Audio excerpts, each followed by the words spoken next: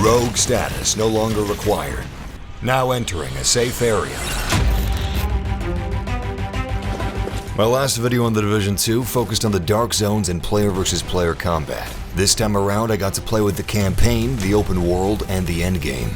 And that's what this video is about. I also talked to the developers and got to ask them a lot of questions as well, so big thanks to Ubisoft for that opportunity. Let's start with some of the things I find most important. There will be some no commentary gameplay of the campaign and open world in this video. Much of what you're seeing me play, you can play in the private beta starting February 7th. Some things in the private beta will be accelerated, like how fast you acquire seals, and you'll also be able to play the endgame in the private beta. The Division 2 has no paywalls, DLC is free, all of it. I'll go in detail later, but it's new modes, new story missions, new map expansions, stuff like that. And yes, they're expanding on the story post-launch, something a lot of people wanted with The Division 1.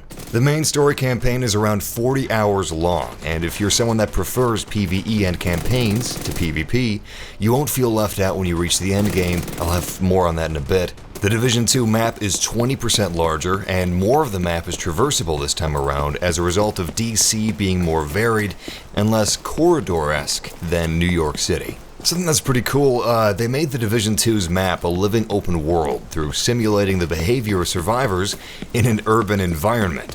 And jorts are confirmed. Seriously, they are. I asked the developers. The developers asked me not to show any cutscenes or anything that would include spoilers, for those of you that like to go in fresh, but I'm free to show and talk about everything else, and here's how I'm going to break it down. The open world and how it's different from the Division 1, how the simulated living open world works, campaign and post-launch, gun customization, bullet sponges and general gameplay, PC and console info. I made this video as in-depth as possible, but I was careful to be succinct. So don't worry, we're not going to waste time. This video is already too long for me to go over everything endgame, so that's a separate video you're going to be seeing on the screen now and in the comments. But I do go over some endgame here.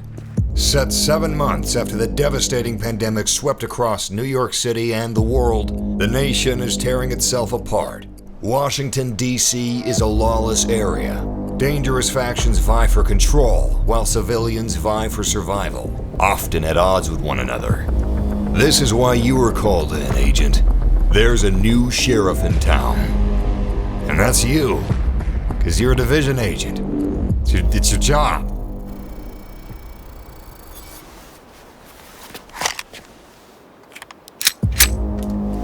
Your base of operations is the White House, of course. It's pretty wild. This acts as your main hub. It's big, it's upgradable, but with most of the staff having died during the initial outbreak and subsequent riots, it's not only in disarray, it's in disrepair. You rebuild and resupply the White House through missions. These are upgrades that you can see. Throughout the events of the game, the White House changes by your actions via visuals or upgrades and stuff like that. Loading is fast, which I appreciate. You get in and out of the boo instantaneously. Since the devs wanted the open world to be connected to the campaign and story and not just be its setting, let's break the open world down first. The open world itself is a one-to-one recreation of Washington, D.C., and I wasn't sure if I heard that right, but they confirmed that it is. They built it from satellite imagery. And when they were populating the streets with shops and businesses, they would actually go into Street View and match them up. Like if there was a pizza place on a corner, they'd put a pizza place on that corner in the in-game map. They told me that if you live in DC, you should be able to walk your commute in the game, which is really cool, but not something that I can verify. The snowy New York City is one of the most iconic open worlds in gaming. It did an incredible job setting the somber ambience of the Division. Some fans have been nervous as to how DC would feel in comparison, especially with the change of season, but the sheer ambience reminds me of something like I Am Legend. It's really quite beautiful. At first, it appears more understated than something as immediately distinctive as snow. Yes, true, but it's beautiful nevertheless, and it's just as well realized in its own respects. I played in what I was told a small slice of the map, and the environments, and even the buildings, felt more varied and led to more diverse gameplay situations with increased verticality in some cases, and more open areas along with classic urban environments. So it wasn't just mainly corridors like New York City. The developers described the Division 1 as having two main districts, commercial and residential. with there being 6 or 7 districts in the Division 2, including governmental, historical, and nature biomes, the last of which I find particularly exciting. Personally, I adored the first game's setting, but I'm glad that this isn't going to be more of the same, and from what I played, it'll be just as immersive in different ways, if not as immediately noticeable. It'll be subtler. You don't see snow as often as you see green in gaming, but you don't often see this level of detail and care put into a shooter's open world either. Perhaps the biggest change to the open world is the living world system. The goal in this is to make an open world that simulates the behavior of survivors in an urban environment. These effects are simulated across all of the map's areas at all times, not just when you're standing near them. So simulation doesn't seem like a buzzword like I initially thought. This directly ties the main story campaign to the open world, as how you play influences the power struggle between civilians and factions in DC, and shapes the world both visually and through what activities become available to you. This is done in a few different ways. The survivors are building settlements, which are safe havens for civilians from hostile factions, and they need your help. I mean, you are an agent of the Division. Upgrading settlements can open up new main missions, side missions, activities, and settlement projects. You can upgrade the overall settlement via settlement missions and unlock specific improvements through side missions. There's visual changes too. Aside from buildings and structures gradually improving, you'll see civilians catching rain in ever more efficient reservoirs, or better crops being grown on rooftops.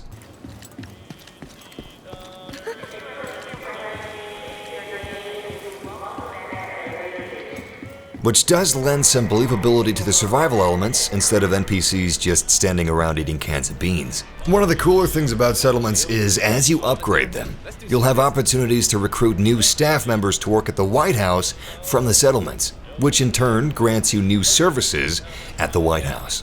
Meanwhile, the dangerous factions patrol the city for resources, man well-defended strongholds, and fight over control points. All factions move throughout the map working to accomplish their specific goals, so they aren't static to specific regions. Another feature are control points. Friendly and enemy factions fight for control, and the group that gains control will have greater influence in that specific area. This triggers new activities related to the faction or group in control. So hostile factions rule through terror, propaganda, and violence, which is reflected in their influenced area by posting more guards, patrols, and executing civilians. Likewise, friendly control will see less hostile patrols, and it'll trigger activities like trading and other productive things. Friendly control points occasionally need assistance after capture to maintain control, as enemy factions can retake control points if you don't help. Much of the open world design this time around is hinged around simulating survival, which is neat. I have not played around with the living world system to say for sure, but it seems like this would make for a more fully realized world instead of just a map. When I asked how long the story is, they said there are 15 individual campaign missions and the story takes around 40 hours, which shouldn't include side missions and open world activities, but when you reach level 30, aka the endgame, much of the open world and all of the missions are overhauled with a new faction.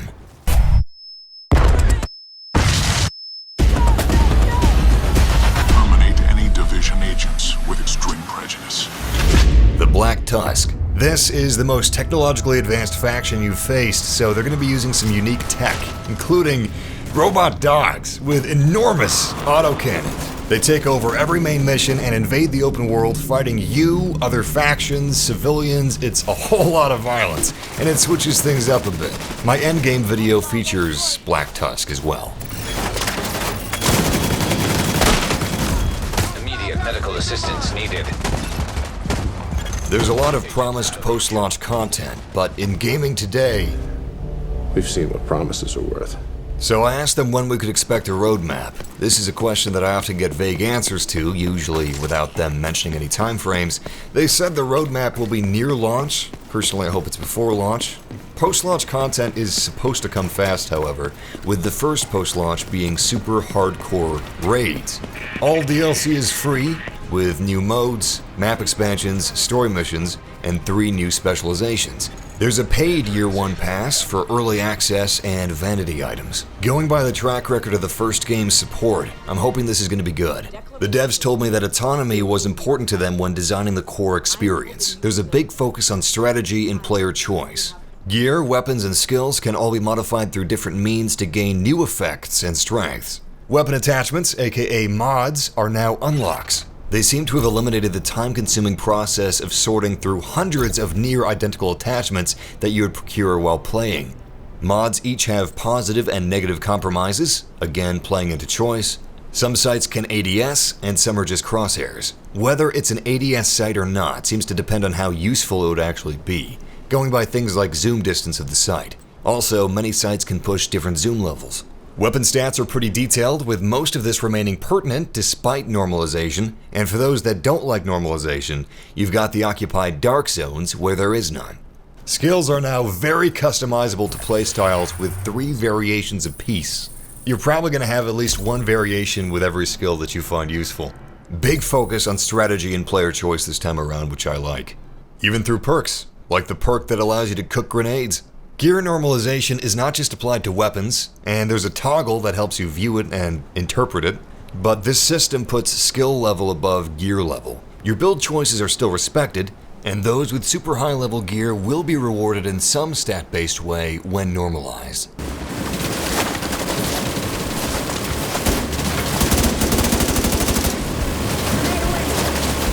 On the subject of bullet sponginess, they've done a lot to address this, and the time to kill really does feel like a good balance now. There's destructibility to the armored enemies. You'll actually see the armor you're shooting being chipped away, exposing weak points, and once you shoot the armor off of powerful enemies, their health bar melts fast.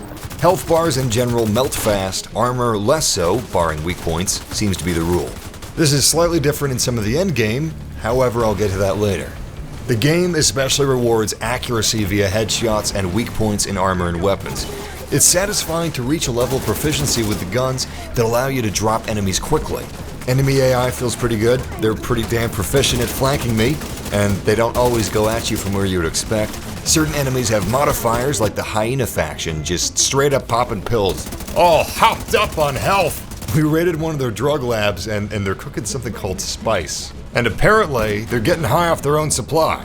So aside from enemies being less spongy in general, they also have some pretty clever workarounds so that every enemy doesn't drop immediately. But in general, enemies are more lethal, even reds can kill you if they get the drop on you, which pushes you to use a lot more cover this time around. And they've made improvements to the cover and movement systems, because being able to hit a fluidity between movement and cover is going to be key in a lot of situations, especially in the map of DC. You need to strike a balance.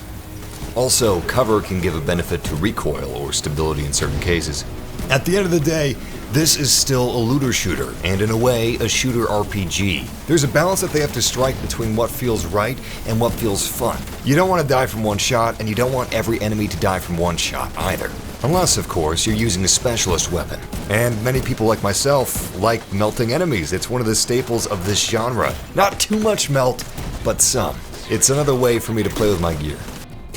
But a key difference is, this time around, the Division doesn't place nearly as big an influence over gear stats as it does how you use gear in conjunction with strategies. And I feel like that is a key difference. How things play is generally more fun than stats, although stats still matter, but in many ways they're less arbitrary. PC support will be extensive. This is not a port.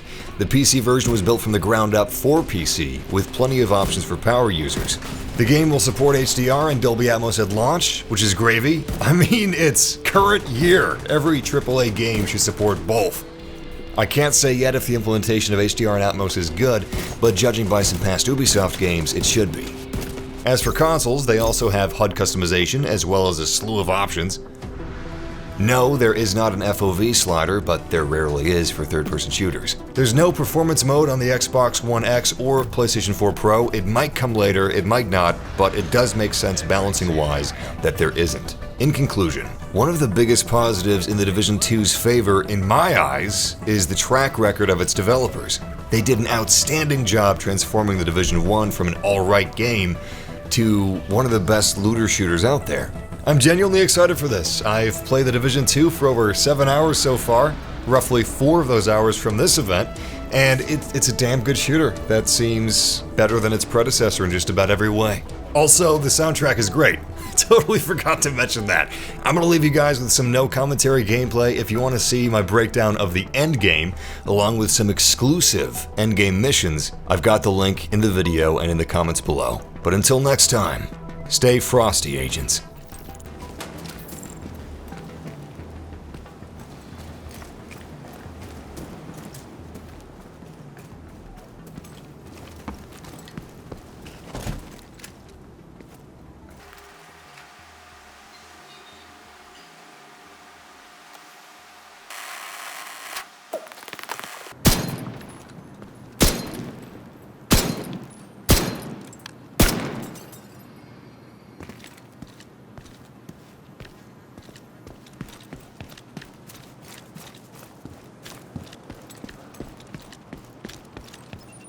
Dear God, I'm tired.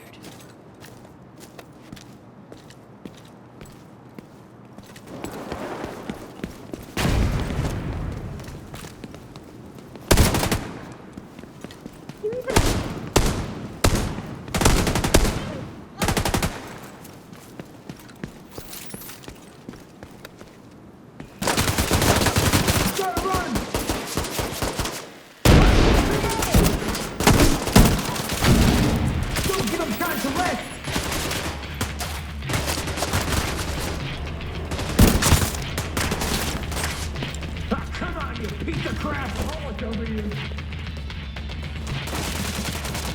You decision folks, you need to die! Motherfucking... Shit! I'm burning up!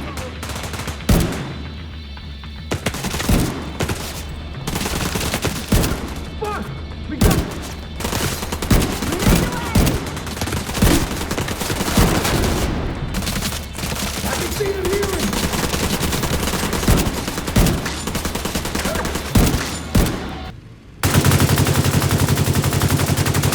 Charlie, you okay? They're down. God.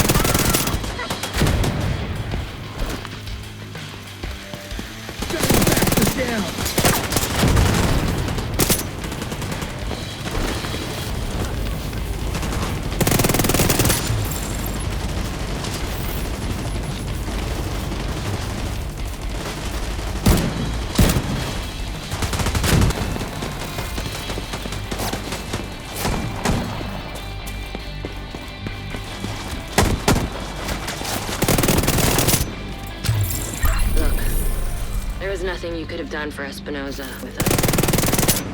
I hope she suffered a bit before you finished her off.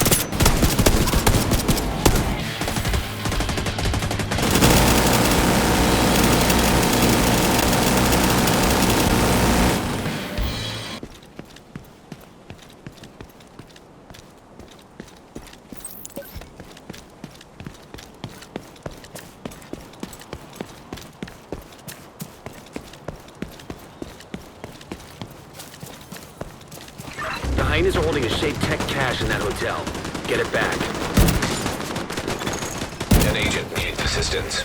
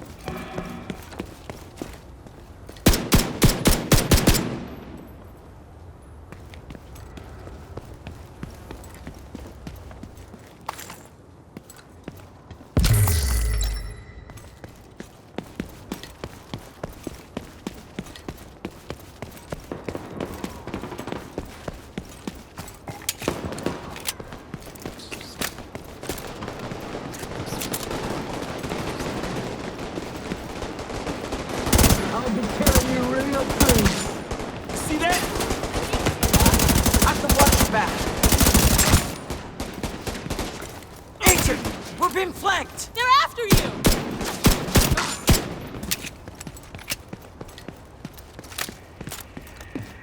We made it! Looks like we can still have that beer later. Portable electronic device detected.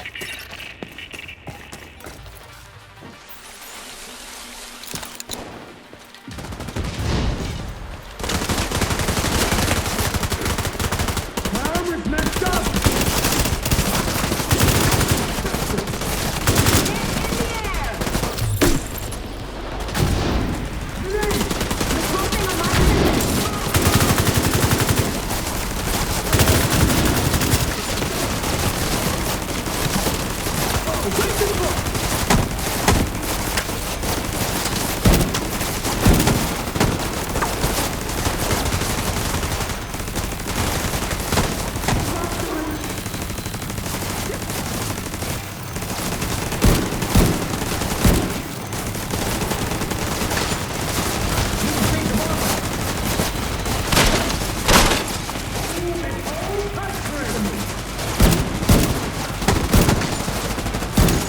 An agent needs assistance.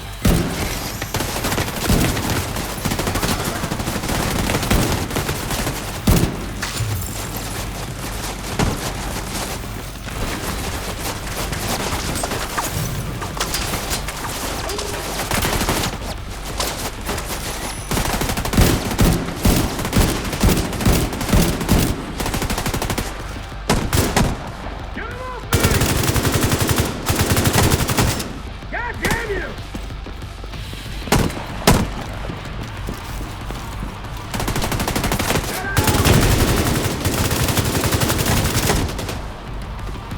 You ain't leaving alive! It's good you got there when you did.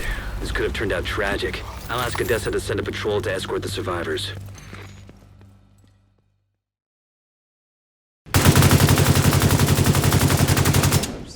Charlie, you okay?